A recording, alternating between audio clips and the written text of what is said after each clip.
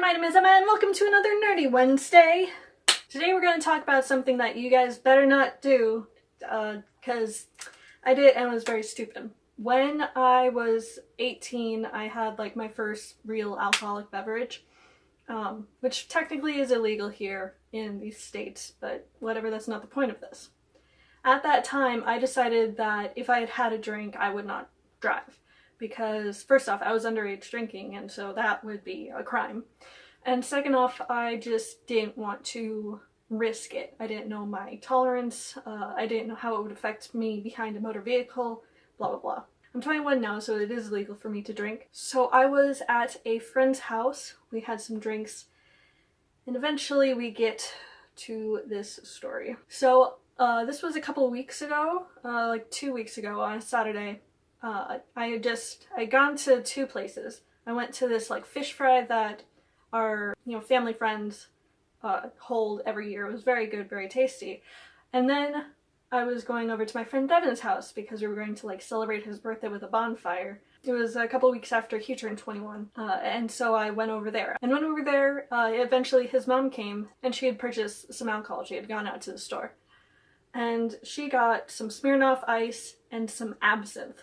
Because, here's the thing, Devin is goth. He's very trad goth. We were at goth prom once, and he was like, well, if the next song sucks, then we'll go home. And he listened to it, and he's like, he literally goes, okay, it's The Cure, we're good, we're staying. So anyway, he wanted to try the stereotype of absinthe being a goth drink. Long story short, it's gross because it tasted like anise, regular normal anise flavored absinthe, and that's the taste of black licorice candies. I hate them. So he had a shot of that, but like about a quarter of his shot he didn't finish, and I tried it. It was gross. And it was 90 proof. That's the most alcoholic thing I have had. It wasn't a lot of it, but that was the highest proof thing that I had. And then I was like, oh, we're hanging out and stuff, and so I ended up having a Smirnoff, and it was like, well, this is, to 5 or 10% alcohol, I don't remember which. And, I've had those before and I sober up pretty fast. And then I had another one because Deb was like, the peach ones are gross, have the screwdriver one. And I was like, okay, I trust you. And then someone was like, oh, I love the peach ones. I was like, may I have a taste? See what this nastiness is. And the bitch did me wrong. Devin did me wrong. The peach ones are delicious. I love them. I love peach flavored stuff, so I had a peach one. It wasn't the best idea. So we were all just laughing, and Devin ended up like rolling on the floor laughing because he was just so out of it. And eventually I was like, I should probably be heading home. I needed to do a lot of work on a project for a friend. So I stood up and Devin was like, I don't like with how much alcohol you had, you going home, at least wait here for another half hour and have a lot of water.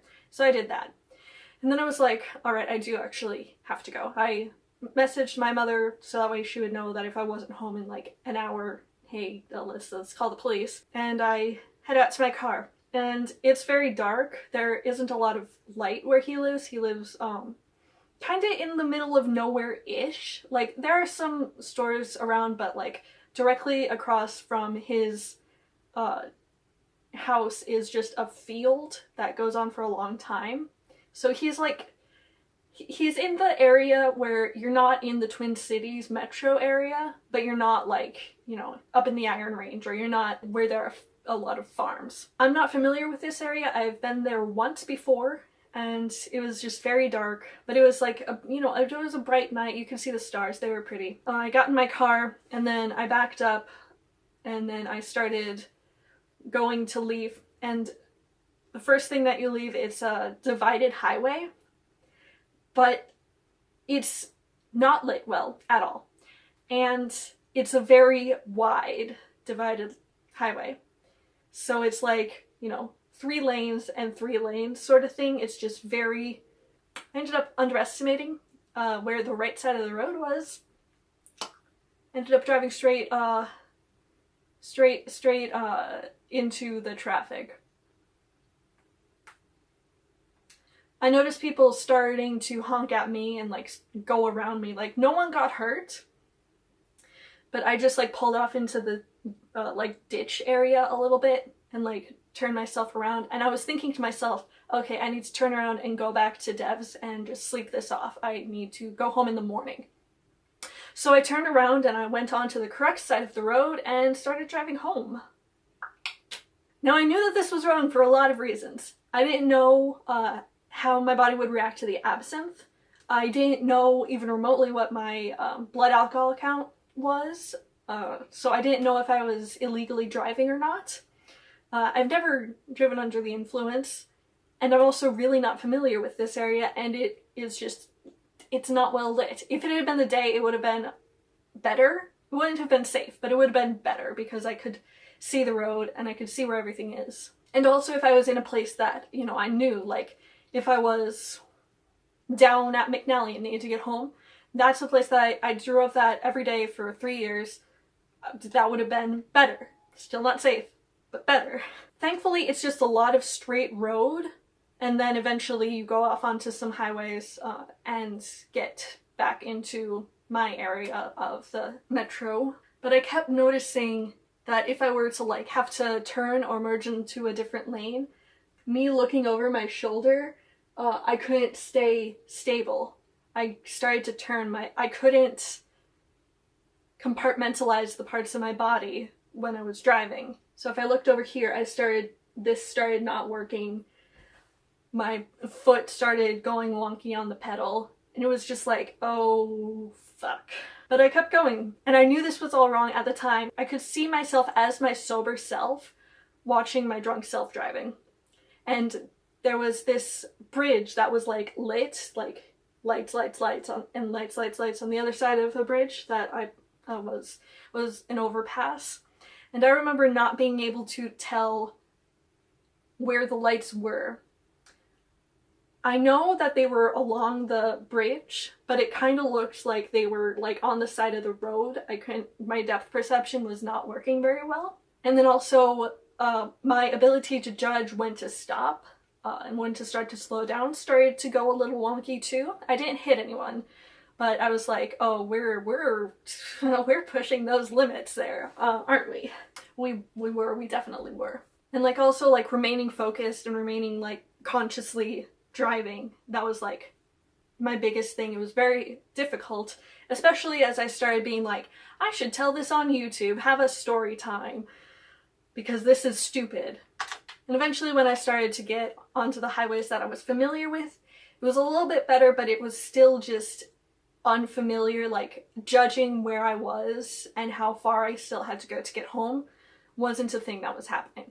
I knew where I was, but it felt like I wasn't there. Sort of thing. It's just my brain was not loving me. So eventually I did safely get home. There were no run-ins with the police. I wasn't driving unsafe except for that first little part. And I come in and I instantly messaged Devin saying I got home safe. And then I tell him what happened and he was like, oh my god, you're never doing that again. I swear to god, if you drink, I'm going to be forcing you to stay at my house. Yeah, I know. That was the time of me drunk driving. My parents and family don't know, so hi mom, if you're watching this, I'm sorry. Not gonna happen again.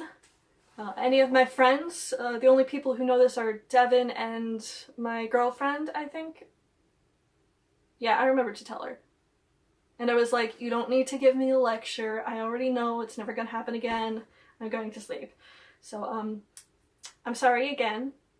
Not gonna happen again. That's why they invented Lyft. And if you use code Emma, you can get, if I could ever get sponsored by Lyft, like, we'd be doing that. Basically, don't do what I did. Am I a real YouTuber now that I have a story time?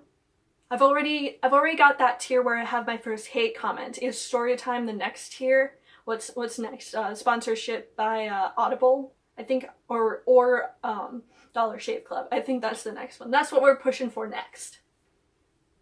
So if you want to follow me more in my life and see all the weird stuff that I do, click the subscribe button down below. Like this video if you thought it was funny, or if you're really mad at me for doing that. Don't drink and drive ever. There's Uber, there's Lyft, there's cabs. Have a designated driver, all of that sort of stuff. Don't be stupid. I want that shirt. If anyone wants to send me a Philip DeFranco "Don't Be Stupid" shirt, I will accept it. Just saying, just putting that out there. And that's all I've got for you guys today, and I will see you guys next time.